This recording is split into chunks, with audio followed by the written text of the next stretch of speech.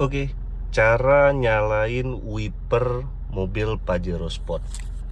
Kita lihat di tuas sebelah kiri. Ini kalau kita dorong ke atas, maka wiper akan bergerak satu kali kalau kita dorong ke atas.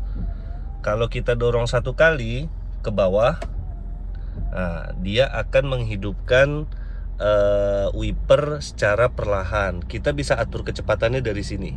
Ini ada slow. Kalau makin ke atas, dia akan semakin cepat. Tuh. Ini nanti dia akan semakin cepat wipernya bergerak.